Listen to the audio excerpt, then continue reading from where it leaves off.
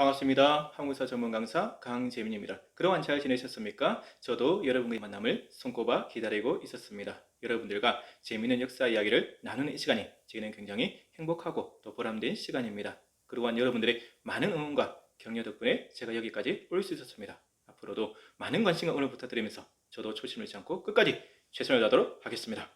오늘은 관선선 전투와 성왕의 비극적인 죽음에 대해서 이야기를 나눠볼까 합니다. 삼국시대 전투들 중에서 가장 치열했고 가장 비장했고 가장 드라마틱했던 그 유명한 관선전 전투에 대해서 우리가 잘 몰랐던 사실을 한번 오늘 저와 함께 살펴보도록 하겠습니다.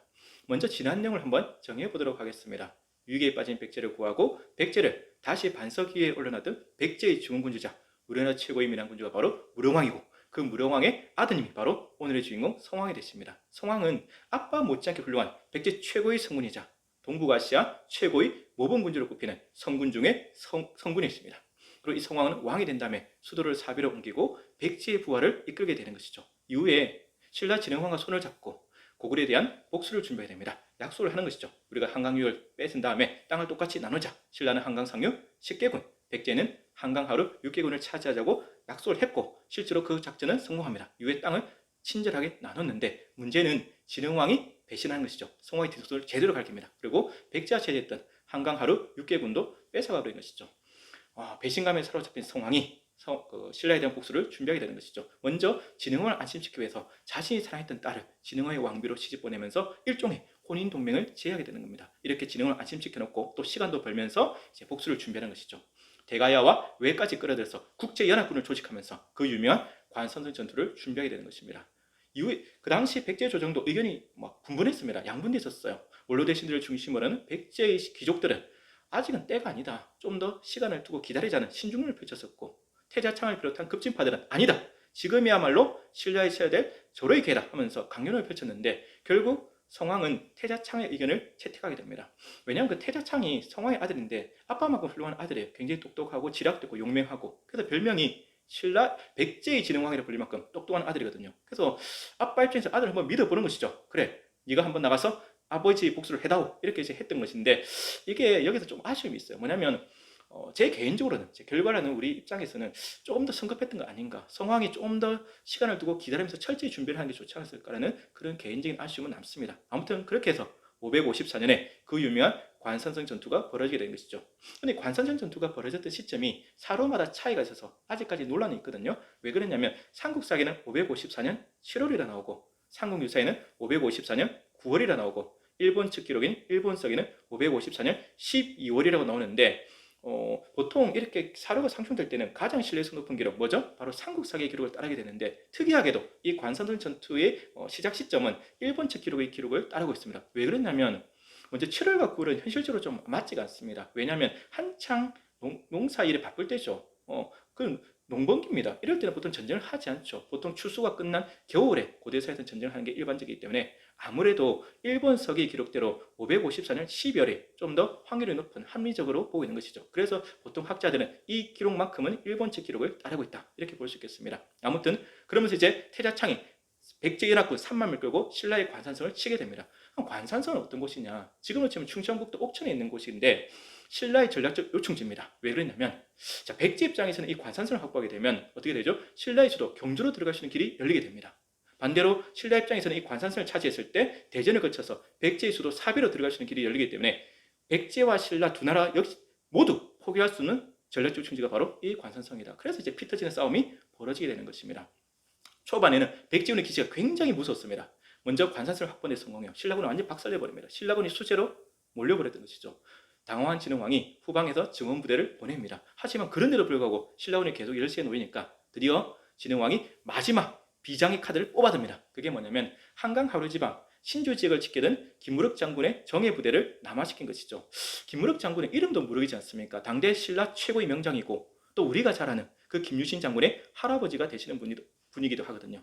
그런데 여기서 좀 아쉬운 점이 있어요. 뭐냐면 제가 저번에 신라와 고구려가 밀약을 맺었다, 화친을 맺었다고 말씀드렸는데, 이게 굉장히 여기서 뼈아픈 결과를 가져옵니다. 그렇기 때문에 신라는 고구려의 전쟁에 크게 신경 쓸 필요가 없었던 것이죠. 그래서 고구려의 국경제를 지키는 그 김룩 장군의 신주에 있는 그 주력 부대를 남아지키는데 이 부대가 신라 최강의 최정예 부대거든요. 따라서 김무력 장군의 부대가 남아야 되니까 또 혼전양상을 띠게 되고 굉장히 치열했던 일진일퇴의 공방전이 벌어지게 됩니다. 물론 이 상황 속에서, 이 불리한 여건 상황 속에서 태자창은 굉장히 잘 분전했고 잘 싸워서 승패를 예측할 수 없는 혼전이 벌어졌다고 나옵니다. 대단한 거죠, 태자창도. 자, 그런데 이 전투는 어이없는 실책 하나로 백제군의 패배로 끝납니다. 바로 뭐냐면 성왕이 신라군한테 잡혀 죽습니다. 좀 이해가 안 되시죠? 성왕이 갑자기 왜 잡혀 죽지? 성왕 그 당시 전쟁터에 없었거든요. 후방이었던 백제의 수도 사비성에 있는데 성왕이 잡혀 죽었다? 좀 사료를 살펴봐야 되겠습니다. 사료는 뭐라고 나냐면 삼국사기는 이렇게 나와요. 성왕이 신라군을 기습하기 위해서 기병 50명을 끌고 가다가 구천에서 잡혀 죽었다. 근데 이 기록은 도대체 신뢰할 수 없고 아무도 믿는 학자들이 없습니다. 여러분들이 보시기에도 지금 황당하시죠? 왜냐하면 백제의 성왕이 신라군을 기습하는데 기병 50명만 데리고 갔다? 논리적으로 말이 되지 않는 것이죠. 따라서 우리는 일본 측 기록을 이때는 살펴보는 수밖에 없습니다. 왜냐하면 이 관산성 전투와 또 성왕의 죽음에 대해서는 일본석에 굉장히 구체적이고 자세히 나옵니다. 물론 일본석의 자체가 굉장히 왜곡과 날조가 심한 그런 엉터리 사석이긴 하지만 그 내용 전체가 허구는 아니거든요. 그 중에서는 역사적 사실도 분명히 섞여 있고 우리는 그것을 걸러서 보면 되는 겁니다. 그래서 이 관산성 전투와 그 다음에 성왕의 죽음도 일본 측 기록을 따올 수밖에 없습니다. 거기에 보면 이렇게 나옵니다. 성왕이 아들이었던 태자창을 위로하기 위해서 가다가 신라군한테 잡혀서 죽었다. 왜 아들을 만나러 갔을까? 위로를 갔을까? 아버지 성왕 입장에서는 아들이 굉장히 안쓰럽겠죠. 아들이 너무 지금 고전하고 있잖아요. 또 너무 잘 싸우고 있어요. 너무 안쓰러운 것이죠. 짠했을 겁니다. 그래서 이 전투를 하느라고 지친 아들을 위로하기 위해서 성왕이 출발했던 것인데 문제는 이 성왕의 동선이 노출되었다는 것이죠. 왜 누설되었을까? 물론 사료에는 누설된 이유는 나오지 않지만 우리가 조금은 짐작해 볼 수 있습니다. 왜냐하면 고대 사회는 정말 첩보전이 굉장히 치열했어요. 따라서 백제군의 틈에 섞여 있던 신라군의 첩자가 아무래도 성왕의 동선을 김무력 장군에 누출시켰고 그래서 김무력 장군이 이제 구천, 지금의 서화천 옆에다가 매국군을 깔아놓았다 이렇게 볼 수 있겠죠. 아무튼 낮에 사비성에 출발해서 이제 밤쯤에 도착했을 때고 결국 성왕은 김무력 장군이 신라 매국군한테 잡히게 됩니다. 굉장히 어이가 없죠. 저는 이 성왕이 왜 이런 전략적 판단 미스 이런 어이없는 실수를 했을까? 성왕의 방심이거든요. 가장 큰 뼈아픈 실수인데 성왕 입장에서는 아들 태자창이 관산을 확보했잖아요. 그러니까 안전한 지역입니다. 따라서 최선의 경호병력만 이끌고 가면 된다고 생각했죠. 하지만 왕이 전쟁터 한가운데 가는데 아무리 안전한 곳이라 할지라도 50명의 경호병력만 이끌고 가는 건 논리적으로 말이 되지 않습니다. 너무 성왕이 방심했던 것 같아요. 지금도 그렇지 않습니까? 대통령이 전쟁이 한창인 곳에 방문하는데 아군이 점령한 지역에 할지라도 50명의 경호만 데리고 간다? 말이 되지 않는 거죠. 성왕이 이 한순간의 방심이 너무나도 뼈아픈 결과를 가져옵니다. 백제 구원까지 기록이 하는 것이죠. 정말 우리는 역사를 통해서 교훈을 얻습니다. 한순간의 방심과 자만이 엄청나게 큰 결과를 가져온다는 사실을 여러분도 저도 꼭 되새겼으면 좋겠습니다. 아무튼 성왕을 사로잡혀서 이제 참수당하게 되는데 노비 출신의 도동한테 죽게 되거든요. 그래서 성왕이 이렇게 부탁했다고 합니다. 그래도 내가 일국의 왕인데 너같이 천한 출신의 노비 손에 죽을 수는 없다. 높은 장군, 즉 김무력 장군 손에 죽고 싶다. 이렇게 얘기를 한 것이죠. 그래서 이제 이 도도라는 사람이 뭐라고 얘기하냐면 이렇게 얘기합니다. 우리 신라법에는 왕이라 할지라도 맹시한 것을 어기면 노비 손에 죽는 것이 법입니다. 이런 얘기를 했답니다. 굉장히 의미심장 구절이고 많은 것을 유추할 수 있죠. 뭐냐면 제가 일전에 말씀드렸던 법흥왕 때 율령, 법을 반포하지 않습니까? 그 법이 지금 진흥왕 때 잘 작동되고 있었다는 사실도 알 수가 있고 두 번째는 뭐냐면 그 신라법에는 어떤 내용이 있었다? 맹시한 것을 어기면 죽인다는 내용이 들어있다는 것도 우리가 알 수 있는 것이죠. 근데 좀 이해가 안 되는 부분이 있어요. 지금 성왕을 죽이면서 맹시한 것을 어겼기 때문에 성왕을 죽인다고 하지 않습니까? 근데 우리는 알고 있죠. 120년간 계속된 낮의 동맹을 깨고 성왕이 뒤통수를 친 거는 진흥왕인데 지금 성왕이 맹시한 것을 어겼다? 이건 진흥왕이 자기 멋대로 해석한 것이죠.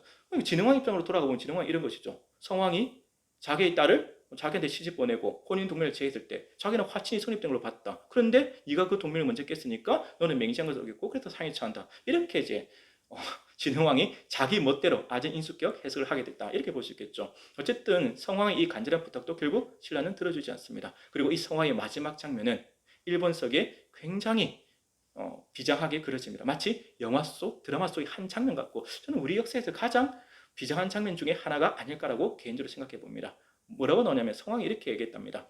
하늘을 우러러 크게 탄식하며 울면서 말하기를 과인이 생각해 보아도 그동안 고통이 매양 골수에 사무쳤다. 돌이켜 생각해 보는데 구차하게 목숨을 구걸하고 싶진 않다. 이러면서 이제 목을 내밀어서 참소당했다고 합니다. 다시 한번 제가 말씀드리겠습니다. 하늘 우르르 크게 울며 탄식하며 말하기를 과인이 생각해 보아도 그동안 고통이 매양 골수에 사무쳤다. 돌이켜 생각해 보아도 구차하게 목숨을 구걸하고 싶진 않다. 이러면서 이제 목을 내밀어서 결국 참수를 당했다는 기록이 나오게 됩니다. 그 하늘을 우러 탄식하며 눈물 흘리는 그 성왕의 심정이 여러분 느껴지지 않습니까? 그 고통과 해안. 성왕이 이렇게겠죠. 나는 한순간도 편한 적이 없다. 얼마나 힘들었으면 고통이 매 순간 골수에 사무쳤다고 얘기하고 있습니다. 저는 그게 저한테 조금은 전이 되는 것 같아요. 역사란 것이 결국 공감하는 거지 않습니까? 수동적으로 지식을 받아들이고 외우는 것이 아니라 그 사람의 입장이 되어서 또 그 시대로 돌아가서 한번 같이 느껴보는 것이거든요. 그러면 성왕의 아픔이 느껴지는 것 같아요. 계룡왕이 참수당하고 백제의 수를 한승이 함락하고 한강교를 뺏긴 다음에 백제는 남쪽으로 쫓겨왔죠. 이후에 백제의 왕들의 꿈은 하나였을 겁니다. 바로 계룡왕에 대한 복수와 그 다음에 고토 회복이었겠죠. 잃어버린 고토에 대한 회복이었죠. 서왕도 이 꿈을 위해서 열심히 살았을 테고 제2기간 내내 한순간도 편하게 잠을 자거나 먹은 적이 없었을 겁니다. 그래서 백제의 부활, 그 고토 회복을 위해서 평생을 열심히 일했겠죠. 그 고통과 그렇게 고통스럽게 살았는데 지금 어이없이 이제 신라군한테 잡혀서 죽게 됐을 때 그 회한, 말로 설명할 수 없겠죠. 저는 여기서 또 하나의 오버랩되는 장면이 있습니다. 뭐냐면 바로 제가 가장 좋아하는 왕들 중에 한 분이 바로 정조대왕이거든요. 정조대왕이 살아계실 때 이런 말씀을 하신 적이 있었어요. 내가 잠을 잘 수가 없다. 왜? 가슴에서 우라증이 올라와서 잘 수가 없다. 왜냐 그 우라증이 뭐겠습니까? 정조도 11살 때 아버지 사도세자를 뒤질 속에서 잃었고 할아버지가 아빠를 죽이는 것도 봤고 자기도 고통 속에서 항상 살았고 죽음의 위협 속에서 살았고 그렇게 해서 왕이 되었을 때 정조의 꿈은 딱 두 가지였을 겁니다. 바로 사도세자의 복권과 새로운 조선을 만드는 거였겠죠. 그래서 정조도 실제로 제대로 먹지도 못하고 제대로 잠도 못 자고 나란 일을 보살핀다고 고통 속에 살았거든요. 그 고통과 해안이 저에게도 조금은 전이 되는 것 같아서 정말 저도 이 장면에서 눈물을 흘릴 수밖에 없는 것이죠. 아무튼 성왕이 이렇게 해서 참수를 당하고 그 결과는 너무나도 참혹했습니다. 백제 최고의 성군이자 정신적 주주였던 성왕이 참수당하니까 백제군은 당연히 전의를 상실하게 됐고 거의 몰살에 가까운 패배를 당하는데 삼국사에는 이렇게 기록이 나옵니다. 뭐라고 나오냐면 백제군 29,600명의 목을 베었고 말 한 필도 살아서 돌아가지 못했다. 29,600명이면 당시 백제군 전체 군대 수가 한 3만 명으로 본다면 거의 대부분이 몰살당한 겁니다. 그리고 말 한 필도 살아서 돌아가지 못했다. 그리고 성왕만 죽은 게 아니라 좌평 4명도 같이 죽였다고 하거든요. 좌평이라면 오늘날의 장관급에 해당하는 백제의 최고의 관리직 중에 하나입니다. 따라서 백제는 거의 멸망에 가까운 패배를 당한 것이고 이 패배의 후유증은 끝내 극복하지 못합니다. 물론 나중에 무왕과 의자왕 때 다시 한번 부활의 날개짓을 하지만 그 피해가 너무 컸던 것 같아요. 왕권은 다시 땅에 떨어지게 되고 귀족권은 강화되고 다시 정치적 혼란이 계속되면서 왕들이 잇따라 시해당하는 그러한 이제 후유증에 시달리게 되는 것이죠. 물론 태자창은 혼자서 관실이 목숨을 구걸해서 이제 도망칩니다. 살아서 도망가거든요. 그 당시 뭐 왜군이 도움을 줬다 합니다. 그래서 탈출은 했지만 이 태자창도 살아도 산 목숨이 아니죠. 내 때문에 아빠가 죽은 거지 않습니까? 그 자책감. 왜냐하면 이 전투를 하자고 주장한 것도 태자창이고 또 아빠가 나를 만나러 오다가 돌아가셨지 않습니까? 그러니까 그 고통과 해안과 자책감은 말로 설명할 수 없는 겁니다. 실제로 이 태자창이 뭐라고 하냐면 왕위 계승을 거부합니다. 모든 게 내 때문이다. 내 때문에 아버지가 돌아가셨다. 나는 출가해서 승려가 되어서 평생 아버지의 명복을 빌면서 살겠다. 이렇게 얘기하거든요. 물론 귀족들의 강한 반대로 결국 왕은 됐습니다. 이분이 이제 위덕왕이신데 위덕왕도 평생을 회한 속에서 눈물 속에서 고통 속에서 시간을 보냈던 것이죠. 정말 끔찍합니다. 반면에 신라는 어떻게 되면 승승장구죠. 한강교육 전체를 확보해야 되고 한경도 제국에 진출하게 되고 그러면서 신라의 최전승을 열어가면서 삼국 통일의 초석을 이때 나왔다고 볼 수 있겠습니다. 어째 보면 신라의 삼국 통일은 이 시점에서 어느 정도는 결정되었다고도 볼 수 있는 부분이 있는 것이죠. 근데 제가 이제 진흥왕을 굉장히 싫어하고 욕을 하는데 그 이유가 뭐냐면 120년간 계속된 낮의 동맹을 끼었기 때문에 신의를 저버렸기 때문에 성왕이 뒤통수를 때렸기 때문에 그건 아닙니다. 물론 그걸 도덕적으로 비난할 수 있겠지만 당시 입장에서는 이해가 되죠. 약소국 신라가 살아남기 위해서는 그러한 방법밖에 없을 겁니다. 어째 보면 동맹, 신의보다는 신라의 국익, 신리가 더 중요했고 그러기 위해서는 수단과 방법을 가리지 않는 게 어찌 보면 정당화로 될 수 있죠. 저는 공감하지 않지만서도 이해는 갑니다. 하지만 진짜 진흥왕이 나쁜 이유는 바로 이 성왕을 죽인 다음에 시신의 처리 방법 때문에 그렇습니다. 보통 고대 사회에서는 적국의 왕이라지도 왕을 죽이고 나면 그 시신을 돌려주거나 아니면 장례는 잘 치러주는 것이 관례거든요. 그런데 진흥왕은 어떻게 하느냐? 이 성왕의 몸통은 돌려주는데 목은 돌려주지 않습니다. 목은 어떻게 하느냐? 신라의 수도 경주 월성으로 가져가서 북청 계단 밑에 묻어놓고 대대손손 밟고 다니게 합니다. 북청이 뭐냐면 신라시대 때 왕과 귀족들이 회의를 하는 관청 이름이에요. 그러니까 진흥왕도 진평왕도 선덕여왕도 김춘추도 김유신도 대대손손 밟고 다니게 한 거죠. 굉장히 모욕적인 일이죠. 그렇지 않습니까? 결국 성왕을 죽일 수밖에 없었다 하더라도 시신까지 모욕 줄 필요는 없지 않습니까? 한때는 자기 친구였고 또 백제의 왕이자 개인적으로는 자기한테 뭐가 됩니까? 장인어른이 되는 분이지 않습니까? 그런데 그렇게까지 목을 밟고 다녔다. 끝내 돌려주지 않았다. 이거는 정말 너무한 행동 같고 비인간적이고 야만적인 행동 같아요. 백제인들한테는 두고두고 한이 되었던 것이죠. 자기들이 가장 존경하는 최고의 성군이 목이 밟혀서 다닌다. 신라인들한테. 얼마나 한이 됐겠습니까? 그래서 이 이후로 신라와 백제는 이제 도로 수는 강을 건넜고 불구대천지 원수가 되었습니다. 그리고 이런 말 있지 않습니까? 뿌린 대로 거둔다. 진흥왕은 그 가부를 받지 않았지만 결국 진흥왕의 후손들이 나중에 그 대가를 치르게 됩니다.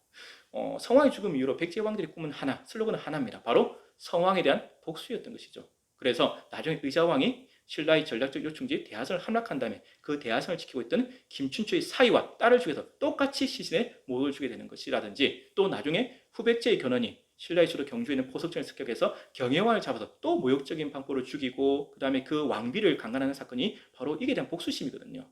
그래서 남의 가슴에 피눈물 하게 한 사람이 행복하게 살 수는 없습니다. 자기도 결국 피눈물 흘립니다. 남을 불행하게 하면 자기도 불행해지는 것이 세상사 이치다. 역사는 이러한 교훈을 우리한테 주고 있습니다. 그래서 우리도 이 성왕의 죽음과 진흥왕 이 시신처리의 방법을 보면서 우리도 좀 생각해 봐야겠다. 우리는 어떻게 살아야 될까? 남의 가슴에 상처 주지 말고 나쁜 짓 하지 말고 살자라는 생각을 하게 됩니다. 그리고 또 여기서 한 가지 떠올려야 될 인물이 뭐냐면 바로 성왕의 딸이자 진흥의 왕비가 됐던 그 여자분이죠. 정말 이분의 또 해안과 고통 또 말로 설명할 수 없습니다. 남편이 자기 친정 아빠를 죽여서 그 목을 갖다가 자기가 살고 있는 신라 궁궐 터에 묻어놓고 밟고 다닌다. 이 고통과 해안은 또 뭘 어떻게 설명할 수 없죠. 물론 사로에는 진흥왕의 왕비였던 성왕의 딸이 이후에 어떻게 됐는지 기록은 없습니다. 뭐 폐위당하는지 자살했는지 뭐 이런 기록은 없지만 우리는 알 수 있죠. 살아도 산 목숨이 아니었다는 것을. 그래서 이 관사는 전투로 성왕도 비극적인 최후를 당하고, 성왕이 꿈꿨던 꿈, 백제 부활의 꿈도 사라졌지만 위덕왕이라든지 그 진흥왕비였던 성왕의 딸도 굉장히 고통스럽게 살아간다. 그래서 굉장히 우리 역사에서 가장 비장하고 슬프고 가슴 아픈 장면이 아닌가라는 생각을 하게 됩니다. 여러분들이 혹시 그 충청북도 옥천에 가면 성왕이 잡혀 죽은 구천이 나오거든요. 지금은 이제 이름이 바뀌어서 서화천인데, 이름은 서화천인데 조그만 개울입니다. 정말 개울 까고 옆에 나지막한 야산이 있어요. 그 옆에는 논밭이 펼쳐지죠. 그곳에 한 번쯤은 가보셔서 성왕의 넋도 위로해보고 성왕의 잃어버린 꿈도 한번 되새겨보는 시간을 가지셔도 좋겠다는 생각을 합니다. 지금도 그곳에 가면 성왕의 사적비, 추모비가 처연하게 한 구석에 서 있습니다. 여러분, 역사는 바로 이런 겁니다. 그리고 신라의 수도 경주 월성에 가면, 여러분 지금 조금은 언덕이지 않습니까? 그곳에 가면 여러분들 뭘 보고 느끼십니까? 석빙고? 그것보다는 그곳에서 이곳에 어딘가에 묻혀있겠죠, 성왕의 목이. 물론 지금은 뭐 백골이 되고 뭐 흙이 되고 뭐 어떻게 다 먼지가 돼서 사라졌겠지만 성왕의 넋을 한번 점은 길어보는 시간도 가지면 좋지 않겠느냐는 생각을 하게 됩니다. 우리는 역사를 너무 승자 위주로 배우고 있어요. 신라사 위주로만 배우죠. 진흥왕, 선덕여왕, 김춘추, 김유시, 무무왕. 하지만 우리가 잘 몰랐던 백제나 고구려, 발해의 역사도 소중하다는 것을 기억했으면 좋겠습니다. 저는 게다가 개인적으로 승자했던 신라보다는 패자였던 백제한테 더 마음이 연민의 정이 가는 게 사실입니다. 아무튼 오늘 이야기는 여기서 마치도록 하겠습니다. 여러분, 제가 여러분들께 항상 드리는 말씀이 있죠. 여러분들의 응원과 격려가 제게는 가장 큰 힘이 된다는 사실입니다. 앞으로도 많이 시청해 주시고 또 구독해 주시고 알려주시길 부탁드리겠습니다. 저도 초심을 찾고 끝까지 최선을 다하도록 하겠습니다. 항상 건강하시고 행복하십시오. 여러분, 건강이 가장 중요합니다. 그래서 다음에는 더 밝고 건강한 모습으로 여러분들을 찾아뵙도록 하겠습니다. 지금까지 한국사 전문 강사 강재민이었습니다. 감사합니다.